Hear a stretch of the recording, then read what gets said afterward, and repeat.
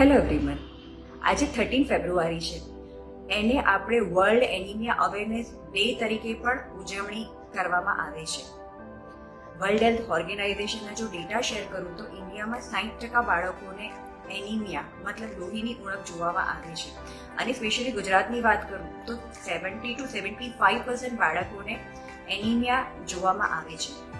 એનિમિયાના ખાસ લક્ષણો વિશે વાત કરું તો તેમાં બાળક ફીકું લાગવું, ચીડચીડાપણું હોવું, ભૂખ ઓછી લાગવી, વીકનેસ કે કમજોરી લાગવી બાળકને, અને જો વધારે માત્રામાં હિમોગ્લોબિન ઓછું હોય તો બાળકનો શ્વાસ વધારે ચાલવો, હૃદયના ધબકારા વધી જવા કે શરીરમાં સોજા આવવા આ તકલીફ થઈ શકે છે.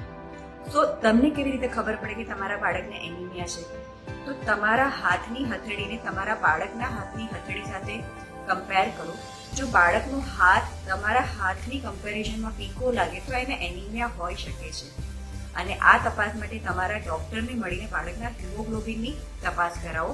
અને જો હિમોગ્લોબિન 12 મિલીગ્રામથી ઓછું હોય તો એને આયર્ન સપ્લિમેન્ટ આપવામાં આવે છે. અને હા, જો આયર્ન સપ્લિમેન્ટ આપવાથી કે આયર્ન રીચ ખોરાક લેવાથી જો તમારા બાળકનું હિમોગ્લોબિનમાં વધારો થતો નથી તો એનિમિયાના બીજા કારણો જેમ કે સિકલ સેલ, થેલેસેમિયા આ માટે ચોક્કસથી તપાસ કરાવો.